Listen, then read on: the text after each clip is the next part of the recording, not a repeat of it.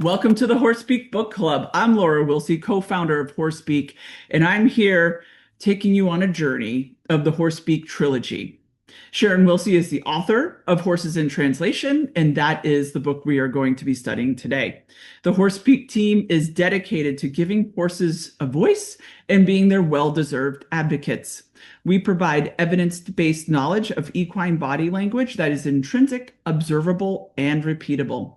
We offer online courses, a weekly video club, and in-person clinics. Check out our website at horsepeakacademy.com.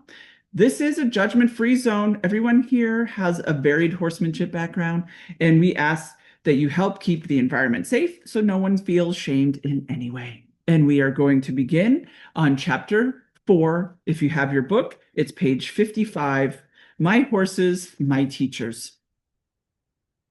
I didn't know I was shopping for a horse. I was traveling from my sister's house, a good 3-hour drive, when I pulled off the highway to get a bite to eat. I happened to pass a horse ranch called Happy Acres and noticed a sign announcing an open house.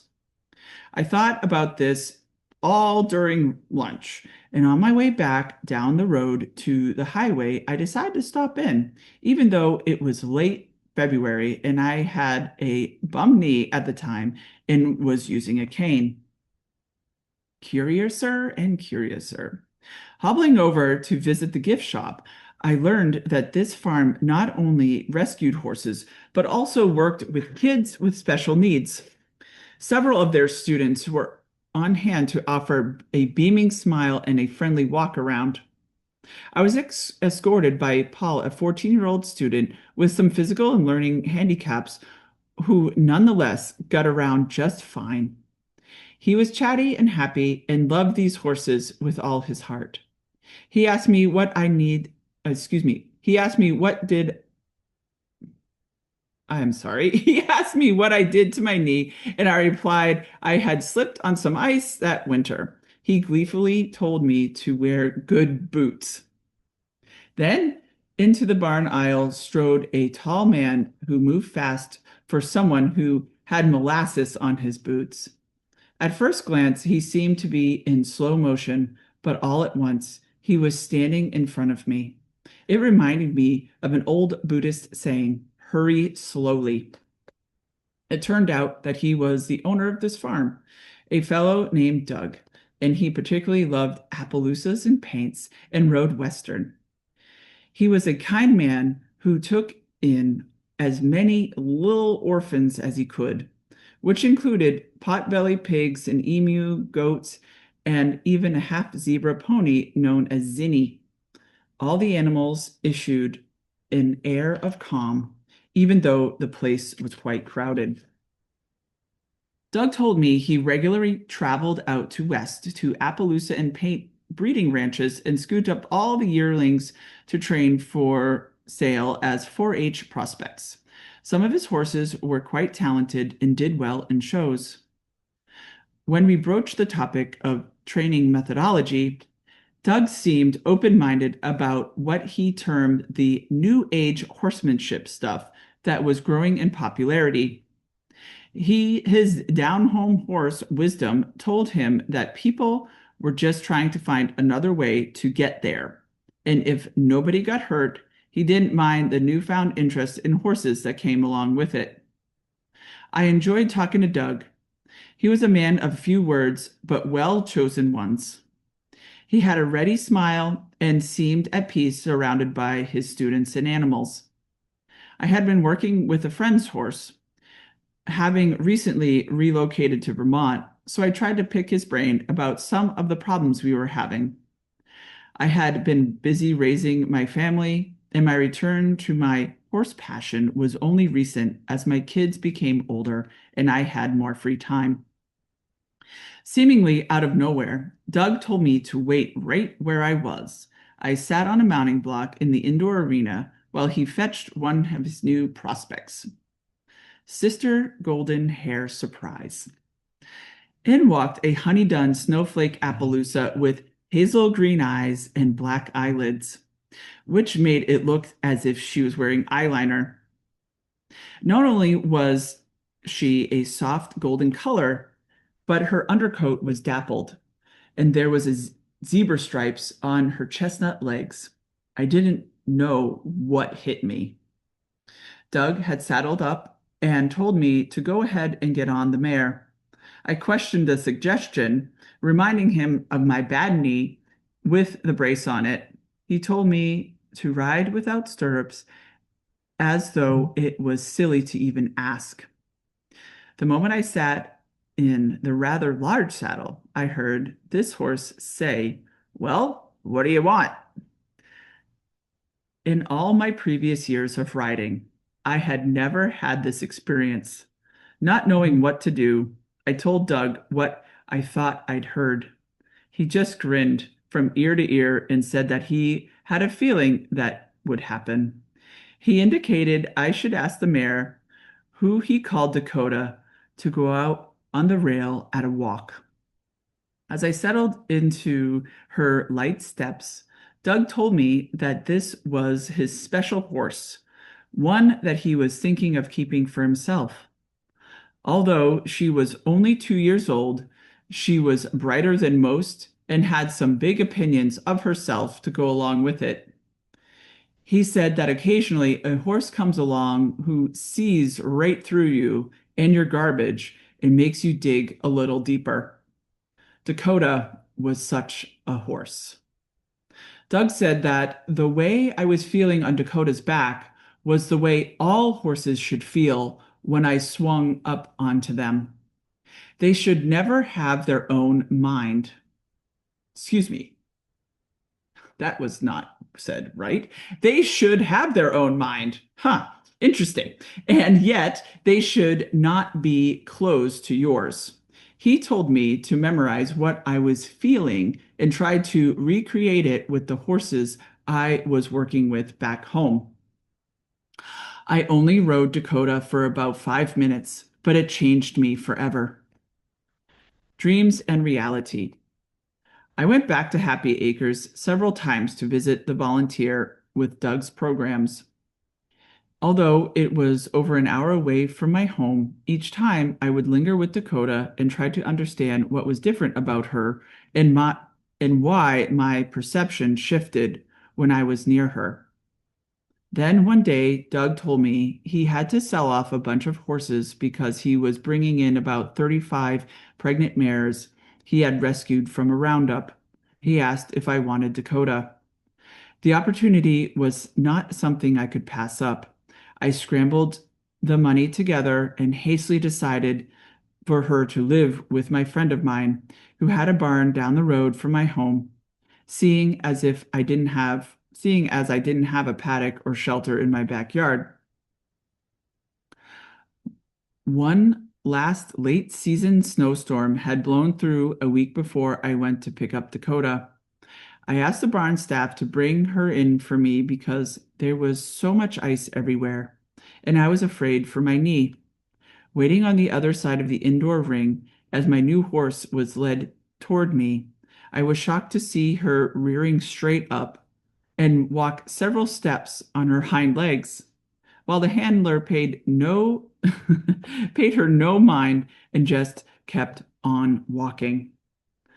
Slack-jawed, I asked him to turn her loose in the indoor because she clearly needed to let off some steam.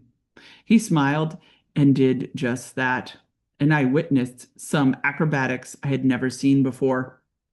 Oh my! He noticed my pale face and laughingly told me, "Ah, she's harmless. She just likes to show off." A few other boarders were nearby, and they asked me what I was doing with Dakota. I told them I had just bought her. They flatly stated I had better have double locks on everything because she was notorious for getting loose and letting everyone else in the barn out to boot. Oh dear. Doug showed up just as Dakota finally rolled and stood up, shaking it all off. He chuckled and said, "You want to know what makes a horse tick? She'll show you. Don't worry about it. She wouldn't hurt a fly." Nodding his hat to me, and with a little twinkle in his eye, he left. Oh, crap. Good, bad, and surprise. Dakota seemed to settle into her new life with me very quickly. My teenage daughter, Amber, had been taking riding lessons for some time, so I asked her to get on Coda, as we called her, while I watched.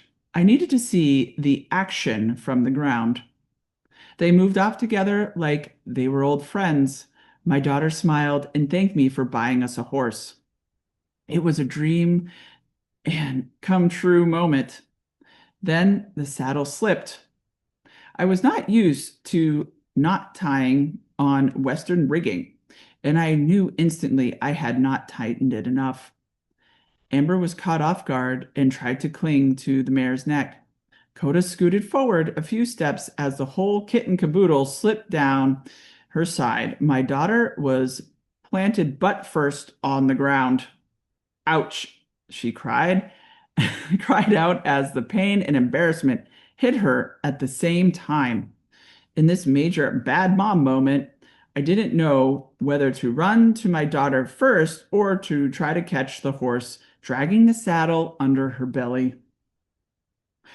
I chose to get my kid out of harm's way, as I had no way of knowing how Coda would react to the situation. Amber limped over to the mounting block to sit down gingerly on her bruised bottom. I tried to soothe her as she yelled at me through tears. Time passes differently in crisis.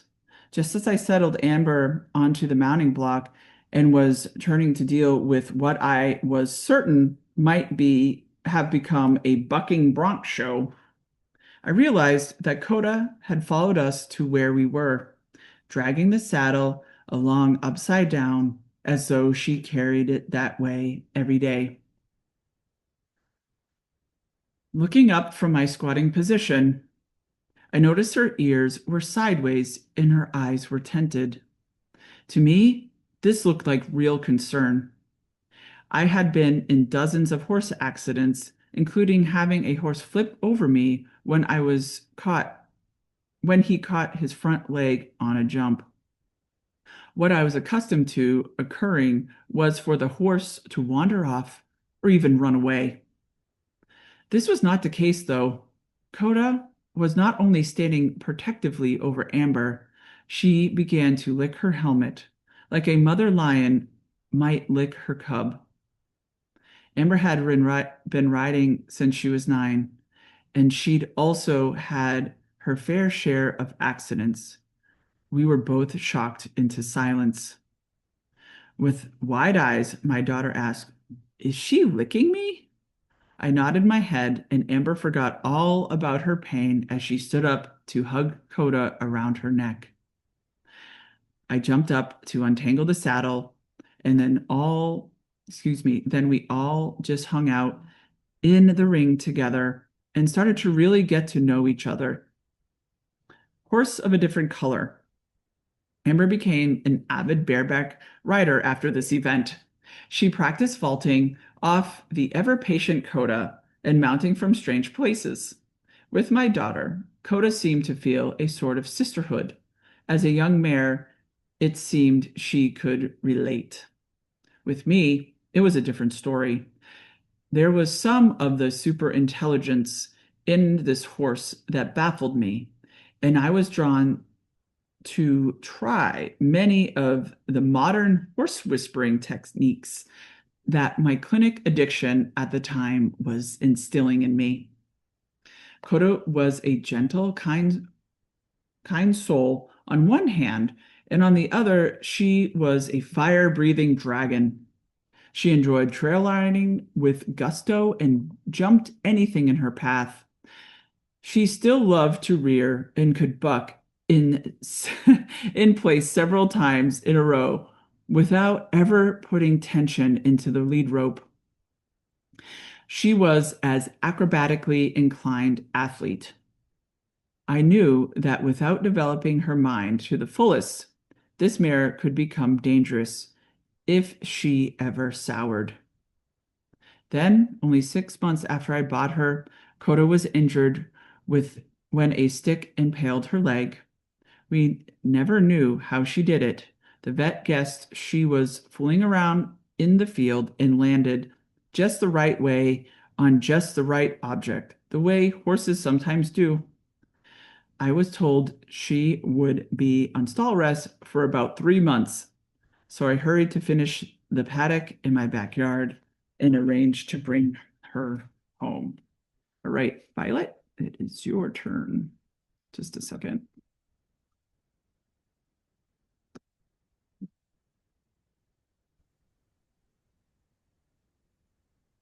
Angels and devils.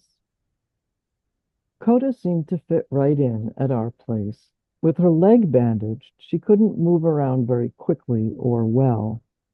We were supposed to hand walk her twice a day and keep her secured in her large run-in shelter the rest of the time. Her prognosis was in question. The vet was not sure how sound she would be when the wound healed. I had to change Coda's bandage and give her injections twice a day. The vet bills were mounting, and the stress of tending to her needs was making me rethink the whole adventure. Doug had told me that if anything at all came up, to send Dakota back to him and not to sell her off into the world. It was a dark moment for me. I got up in the early dawn one morning to have a cup of coffee out back with Coda and tried to think about what I should do. As I rounded the corner of my house, the morning mist that is so common mid-July in Vermont was rising to the treetops around the edge of her paddock. We had staked out a 12-foot enclosure in front of her shelter so she could move around a bit more, and she was standing there under the trees with her front feet up on a stump we had left in her paddock. She often liked to stand that way. We called it Proud Coda Stump. A light breeze toyed with her mane, and at that exact moment the sun poked through the trees and the mist, cascading rays of light like you see in paintings of God or the saints, down onto my horse. All that was missing was the singing of angels. Okay, okay, okay, I said to the world. I get it. Coda looked at me and then looked right through me. She had done this before, but under the influence of this amazing scene, I felt myself tear up and let go. Going to her, I placed my forehead on her neck and vowed that no matter what, I was there to learn and my skin was in the game. Solid gold. The golden mare in my backyard was forcing me to dig deeper, just like Doug said she would. Since all the natural horsemanship type work I'd learned involved running around in round pens or on long lead lines, and my horse was not supposed to do more than walk a little bit, I needed new tools to connect with her. I returned to something I had learned long ago. Growing up, I had been fortunate to ride a fourth level dressage horse during lessons because my riding teacher had trained at the Spanish riding school and believed it was how I would learn. I was the lucky recipient of her new world view of horsemanship and was groomed as a protege. I helped with some green horses, learning a great deal about lunging and in-hand techniques. But just when I was really rounding a corner in my education as a rider and trainer, I fell in love, got married, and ended my hobby to raise my kids. My love for animals transferred to dogs, and I became a dog trainer. My love for learning took me to night classes as I got my degree in art. Having suffered my whole life from severe asthma, I also pursued an interest in meditation, yoga, and Reiki to try to heal myself. I became a Reiki practitioner and teacher while my kids were small because I could set my own hours and I felt I was doing some kind of good in the world. Eventually, martial arts and modern dance became a way to not only still my inner self, but strengthen my body as well. Always seeking new paths toward physical health and well-being, I sought the help of a medicine man who took me under his wing and taught me many things about working in harmony with nature. Each of these pursuits required intense patience, inner mindfulness, openness, and awareness of details. And with Dakota, all those years dedicated to learning very nuanced and detailed things about body, mind, and spirit would find a new outlet. While she was on stall rest, she needed me to rethink everything I thought I knew about working with horses. It was not possible to lunge her or work with her in the round pen. In fact, all she could do at first was limp a few steps here and there. What could I do to help us move forward? I started by digging up anything and everything I could on classical dressage, my roots, including several books written at the turn of the century. Slowly, I began to adapt the in-hand techniques I'd begun to learn from my instructor all those years before to our needs. The rabbit hole. With Coda and I enjoying such interesting sessions, I wanted to learn more about what sort of thoughtful mind games we could play. I ventured into clicker training to learn about the feel and timing that many marine mammal trainers have. After all, if you can train an aquatic animal to do tricks without using ropes or whips, what could similar techniques do for a horse? I learned quite a bit about shaping behaviors and found the work to be very engaging. However, when I tried to bring what I was learning to the riding school where I was now working, I was not met with enthusiasm. The barn owner did not want lesson horses searching for treats from students. She felt it was a liability. Nor was she interested in using natural horsemanship methods because she ran what she considered an English riding school and felt that would be confusing for students. So I decided to figure out how to use the same feel and timing of mindful connection that I had cultivated during my hand walking sessions with Dakota with the school horses to see if I could help them become happier in their work without using treats. I wanted to be able to build rapport between horses and students so that their time together was as positive for the horses as it was for the people. I had become aware of the importance of pausing. In clicker training, there is a moment when you pause and deliver the treat. This shows the game is over and everyone has a moment to recover. In natural horsemanship, there is the idea that you only ask until you get a try, and then you quit asking like a hot potato. You pause. This creates lightness. Both worlds use pausing or quitting to signal yes to the horse. So I thought that maybe my best first step would be teaching my students to look for the smallest try in everything so they would know when to pause. And what would the praise be since I couldn't treat the school horses? I thought again about my work with Dakota and how we communicated with each other. We often breathed together in a moment of rest. So I began taking a breath during a pause after a try to reward the horses. This had amazing results. In only a few weeks, the horses were more relaxed and the students felt they had more of a rapport with them. The sour horses became softer and the nervous horses became braver. I began to bring other lessons from Dakota into the school and started to teach the students to become aware of how their horses walked while on the lead rope, not just where their heads were. I began riding lessons on the ground with cones to weave in and out of and ground poles to step over so each horse and rider pair could practice being in step with each other. Eventually, I started asking the students and horses to create a little lateral movement or even just awareness of the horse standing or moving in balance, both on the ground and during their warm up and cool down. The effect was amazing.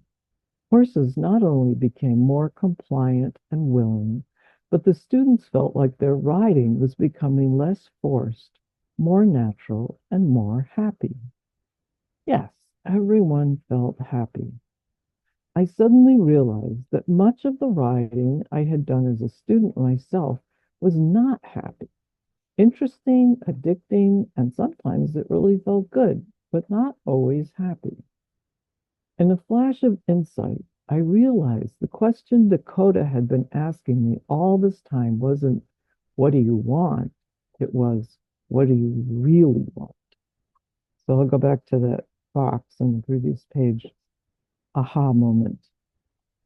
I discovered that if I focused on each balanced footstep Dakota took when I hand walked her, and whether her movement arose from her own core and pivot point, the center around which she rotated, our time together turned into something similar to Tai Chi for the horse. Step by step, we made our way into all sorts of lateral work.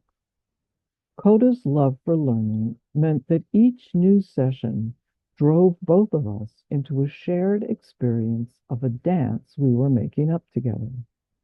She began to offer ideas and suggestions, and I could mimic her and find my own corresponding movements. In Tai Chi, there is an exercise called push hands. This calls for both participants to place their wrists together and move in connection with each other as one pushes against the other. The goal is not to push anyone over, but to learn to bend with the energy of the opponent and effectively take the wind out of his or her sails.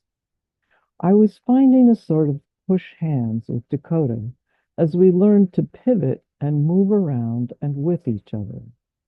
Since I did this while taking her for her daily walk, we also had to move in straight lines. In some dressage manuals, I discovered the saying, shoulder in fixes everything. Shoulder in is one lateral movement performed both in hand and under saddle, although most people do it while riding. Since schools of different thought offered various opinions on how best to achieve this movement, Dakota and I simply enjoyed the spirit of exploration. She could move in amazing ways. As I mentioned, she was an acrobat, and she could easily rebalance herself into some new move she made up. Together, we found what kind of gymnastic exercise worked for us.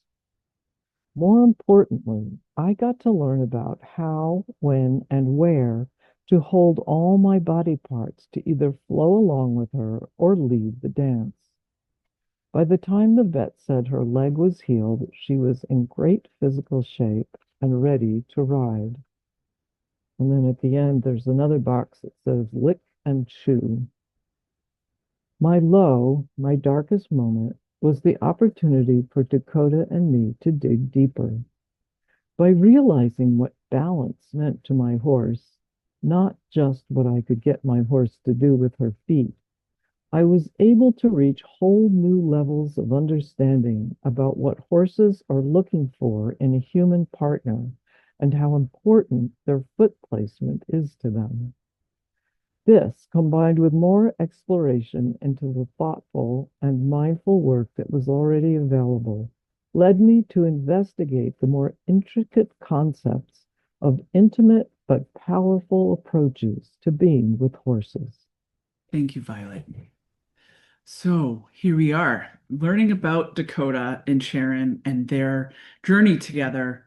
And Dakota now this was 23 years ago when Sharon got Dakota. And Dakota is now completely blind.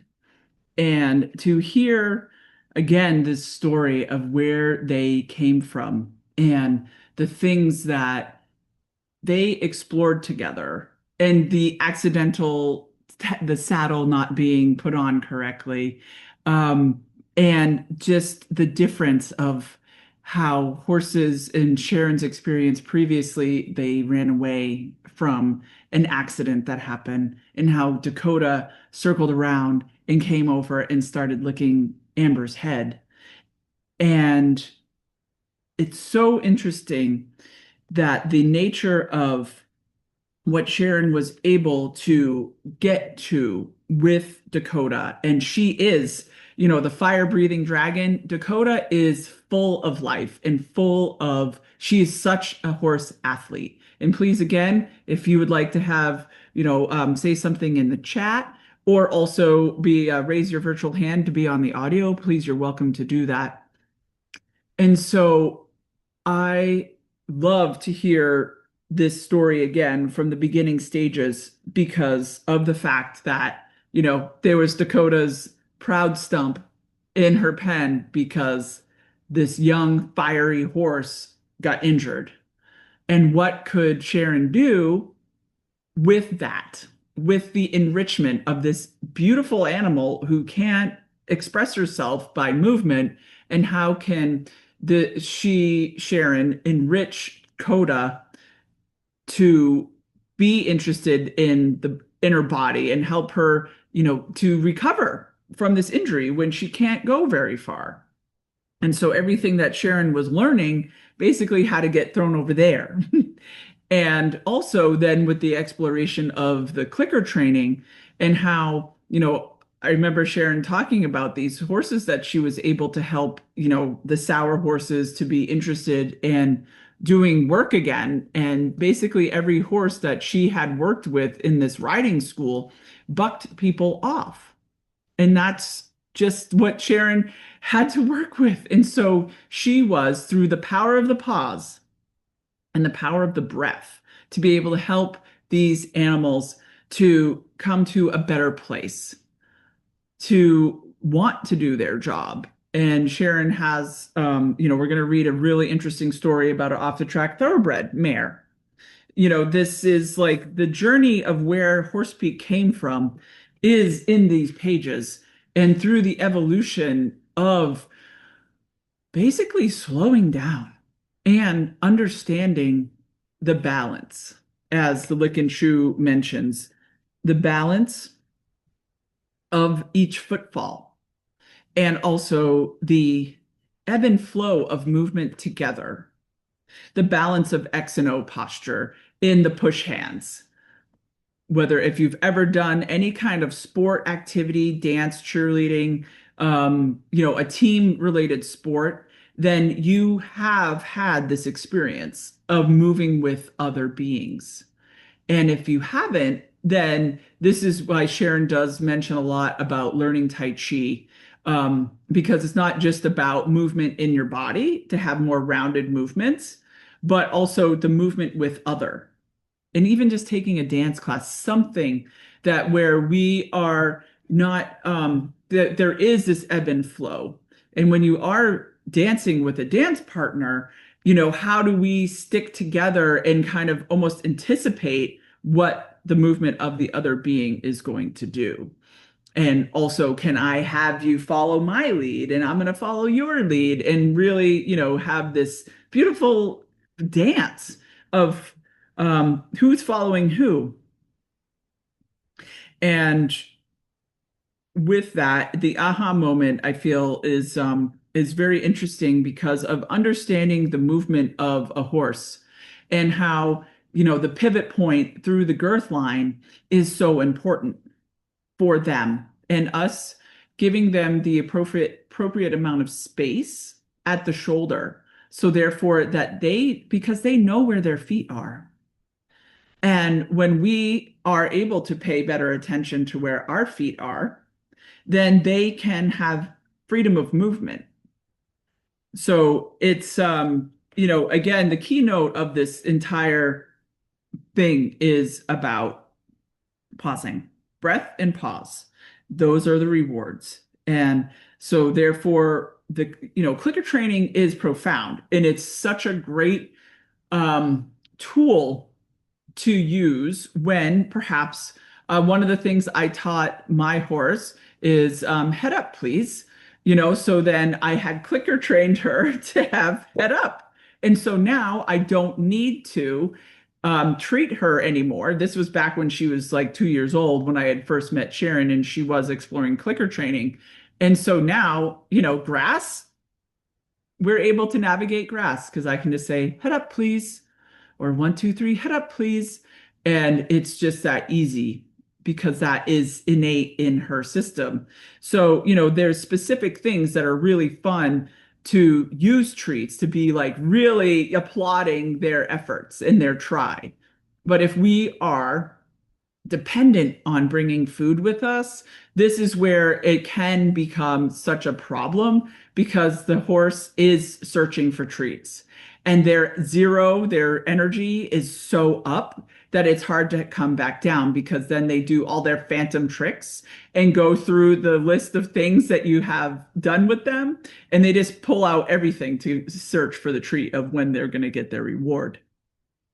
So choosing the right moment to bring in the treats during specific activities is so powerful. It really is. And yeah, I love how she brought in, you can clicker train a marine animal with no lead rope, right? So how does this apply with horses? It's such a cool thing. And some horses are more resource oriented than others. So maybe a horse you have, it's like, yeah, sure, treat's fine. I like the feeling we have together. The horse is just like, yeah, the power of the paws and the breath, that's the reward enough. And the treat, let's just keep going to another activity. But, other horses are like, and the treat and the treat and the treat. And then they start searching all over your body and things of that nature. So, it does help us um, see the smallest try. And like Sharon mentioned, it's the breath and the pause and the space is a celebratory moment that we can do instead of having the food. So let's see. I'm going to read the chats. And I think, I really like the final thing I wanted to say is Sharon's vulnerability in saying my low, my darkest moment was the opportunity for Dakota and me to dig deeper. But by realizing what balance meant to my horse, not just what I could get my horse to do with her feet, I was able to reach whole new levels of understanding about what horses are looking for in a human partner and how important their foot placement is to them.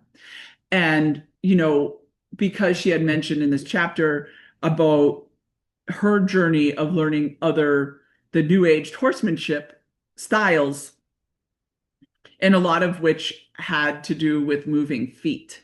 And how can we have a relationship with a horse when you can't move their feet? And so it's a true gift that Dakota, had this injury, and Dakota actually had another injury where, her hoof got injured, and so she was on stall rest again, and Dakota has had sensitive feet. She has 4 white feet. And so she has been struggles with abscesses, and she's very particular about when her feet get trimmed. And, I have been trimming the horse's feet for many years. And then I was like, I'm so busy, I'm going to have a trimmer come in. And by golly, it was just like after the second trim, she got another abscess. And I was like, oh my goodness, I just really need to trim the horse's hooves, especially Dakota, because they're so sensitive to getting over trimmed. So, it's the journey with Dakota and understanding her feet is in how beautiful balance this mare has, and that she does love to rear, and how Sharon was able to honor Dakota in her rearing love and also but have it drop back down to zero.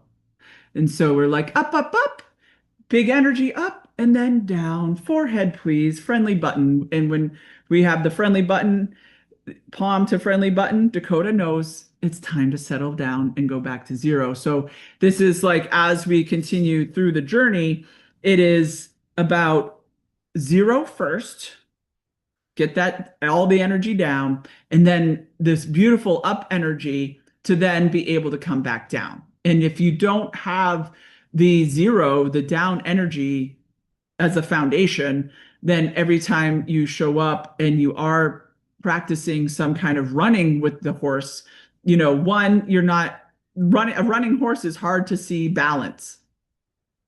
So it's why it's so important to really pay attention to the walk and get to know the walk and feel the walk and be mirroring, and it's so beautiful.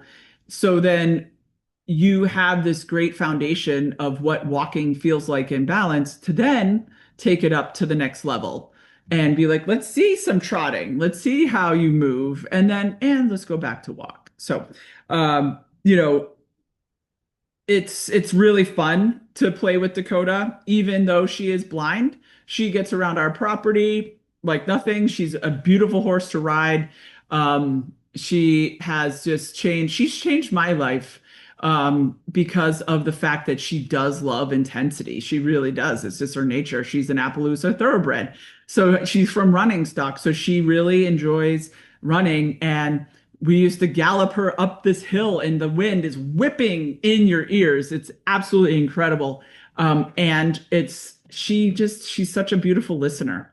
And she will take you on a journey when, if you decide you would want to come to our home and meet Dakota and Rocky and everybody else, she like takes you really deep into getting to know your pelvis and where your true power is from. It's stunning what she has guided people to do with her. So we do have a clinic coming up next week. If you want to jet over here to New Hampshire, we would love to have you. So I'm going to go into the chats. The story is so amazing. The start of the journey. Yes. I just want to reiterate how grateful I am to Sharon for her decades long exploration and then breaking it down, codifying it, writing books, starting club to be able to give this to others, really to reach people all around the world who want similar understanding and skills development. And to you, Laura, for setting up a book club to really squeeze the juice out of all of these resources. Thank you, Alexis. Yeah, it's the thing that Sharon is a consummate educator. She's right now basically blowing up my phone and research. She's always in research and development and how to be a better teacher, how to be able to present this information in a way that is learnable and fun. Because, education, each one of us has such a different relationship with learning. And how can we have fun in learning? And I think, not to go down an education rabbit hole, but I know if I had more fun and hands-on type practical learning with any topic, science, history especially, I had the worst teachers in history. It was awful. I learned history on an outline overhead projector after lunch with the lights off. Like that was awful. It was so not interesting. And that like really tainted my interest in learning about world history because it was like the delivery was awful. And me too, how boring, right? Like it was just, it's incredible. So it's like, how can we, enhance your understanding of horses from, both the observable, it's just observable nature that I said at the beginning, I have my flying squirrel with me. And because I understand that everything means something and that animals and humans are not doing anything on accident. And when this little squirrel that I nurtured for 5 days and 6 nights, that I was able to leave it for 2 weeks, leave it with an article of clothing, and after the 2 weeks time, go in, put my knuckle into the cage. He sniffed my knuckle and sniffed the article of clothing and jumped right onto my hand. And that was so poignant to me because it's like, because of horse speak, I was able to offer like myself and others this beautiful moment of this wild animal that's, a rodent. And he was like, "You're home. You're my mom. Like, you nurtured me," because he had his eyes closed when I first met him. And so I had to nurture him every 2 hours. And so the universe said to me, "You will have the two up every 2 hours to feed the baby experience." And I said, "Okay, let's do it." So anyway, it's like, hmm, this is a journey and of learning horse speak. And it is so deep. It's so beautiful. And yes, could you learn just a couple cool things that will help you, for example, lead your horse from A to B over grass? Absolutely. And there's so much practicality in the skills that we are teaching. And if you just wanted to be a mechanics person and just learn, some mechanics, that's great. Understanding some of the buttons, great. But, and what this journey is doing is bringing us like a mile deep into ourselves, into the horses and their way of being, and then back to earth, where we have these amazing little computers in our hand, and it's so easy now to just get information and to get all these things like instant gratification. But our true nature as a human is to be with the earth, put our hands in the ground, and make our grow our own food, can our food. So then we are like squirrels, in that we squirreled away our food into the basements and what have you, so that we would have food for the winter. And now we go to the grocery store and we don't have to do that anymore. So the thing that's so beautiful about slowing down is that we are able to get back to nature and get back to the true self. Because think about history, right? Just barely 300 years ago, we were 100% barely that long ago. Like, I don't know exactly when electricity was invented, but like, we just few generations back were in chop wood, carry water. And now we have so many modern conveniences, and it's taking away from our manimal way. Manimal, that's a new word, manimal. Our way, we are also animals, So it's like through the horses, we can get back to this grounded way because of this thing that's so convenient. And I can call anyone anywhere at any time across the planet and send text messages back and forth. Is we are on high speed. And what the horses are doing through the pausing is slowing us down. Because where are we actually going? Where are we going? What are we doing? Like I love hmm, I have goals with my horses, but I am not going to the Olympics. And if I was, I would go even slower. So the value of what we're bringing to you is to slow down and to be in this body. And there might be reasons why you don't want to be in this body because of your history and stuff. And even that we can through the modern technology of understanding psychology and human growth and development, we can evolve and change this computer that's our brain because of our original programming, so to speak. And so the same thing with horses. They have if we I hope at some point we will be able to do horse growth and development. So therefore, really understanding when a horse is weaned too young, what do we see? And we have basically, if we went back over the over 800 hours of videos from club, and when we do see these 22-year-old horses um, acting like 2-year-old horses, like what did they miss?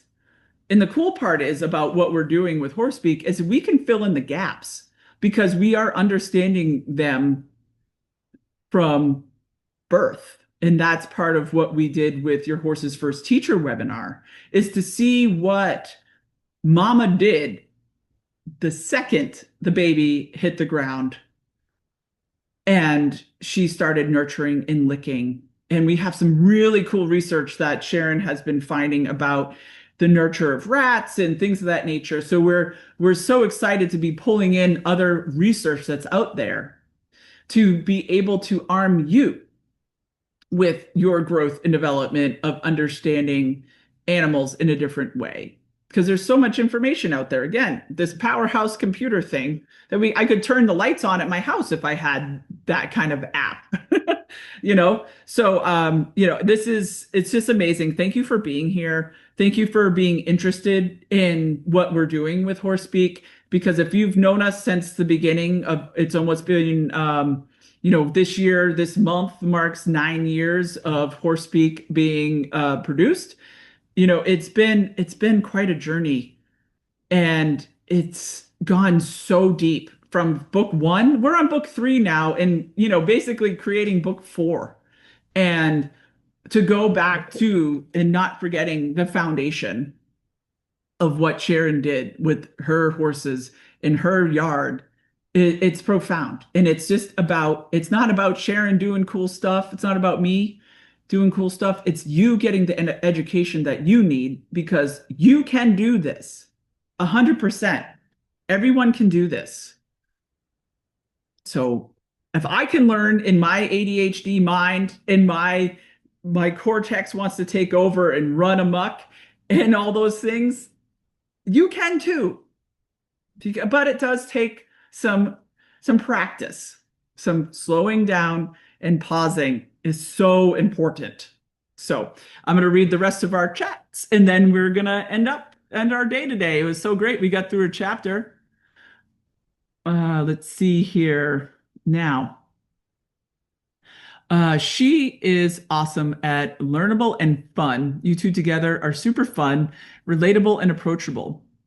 You're a power duo. Super grateful to you for all you offer us. Thank you, Alexis. Absolutely. Yeah, it's we complement each other really well. She has her powerhouse things and I have my powerhouse things and they do come together and thank you for the witnessing. You and that squirrel are amazing together. Thank you, Violet. The power of scent is kind of crazy of people of poop. Yes. Yes, the chemo signaling thing, we're doing some other research about that too. Just between relatability between human and human, let alone the other horses. So much innovation, and yet we all love experiencing those moments that make us stop in our tracks and be. So looking forward to restarting your horse session this weekend coming. Yes, we did our restarting your horse webinar. It's a 6-part series and we have session number 2 is coming up. The recording will be on Saturday. So if you check out our website at horsepeakacademy.com, if you haven't signed up already, you can do that there. Thank you, Laura, for sharing your insights today. Dakota has given all of us so many gifts. I look forward to seeing you all next week. Yes, we look forward, Diane, to having you at the house next week for our clinic. Again, that's also on the website. So we are going to close it down. Thank you so much. It was a pleasure sharing space with you today. We want you to have the gift that Sharon received from the horses. And that is the exact and specific nuances of how our body language can communicate clearly with horses. And all we need to do is take the time to learn how. May you enjoy the journey of learning horse speak. Have fun while doing so. And please enjoy the rest of your day. We'll talk to you soon. Take care, be well, and I love you very much. Till next time.